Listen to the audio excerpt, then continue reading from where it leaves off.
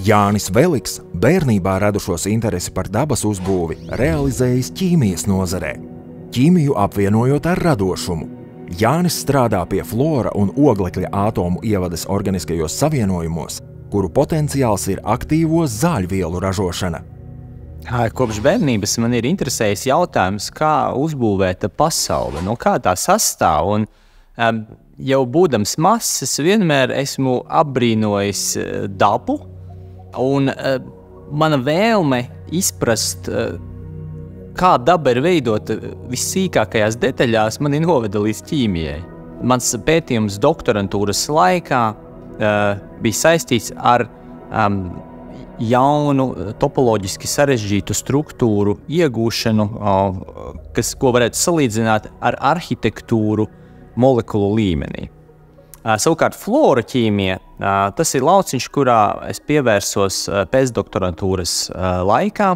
Jāsaka, ka flors ir mazākais no halogēniem. Halogēni tas ir plaši pazīstami elementi kā chlors, broms, taču flors ķīmiķiem bieži vien sagādā problēmas, jo klasiskas halogenēšanas metodes īsti nestrādā.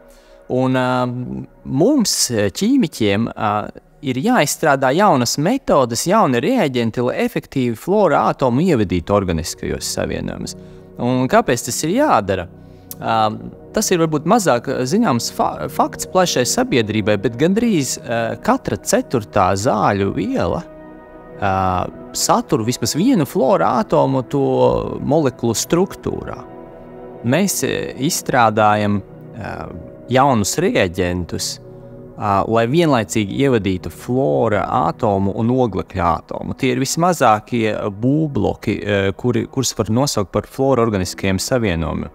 Un tam potenciāls pielietojums ir zāļu vielu izstrāde. Es domāju, ka sabiedrība no zinātniekiem sagaida inovācijas. Un inovācijas bez radošuma, bez jaunām pieejām nav iespējama. Un, jo tu būsi radošāks savā darbā, jo lielāka iespēja, ka tu arī atradīsi kaut ko jaunu, unikālu, nebijušu, kas sniegs arī sabiedrībai kādu labumu. Veselības zinātnes un medicīna ir tas, kur mēs nākotnē varētu sagaidīt kādus brīnumus.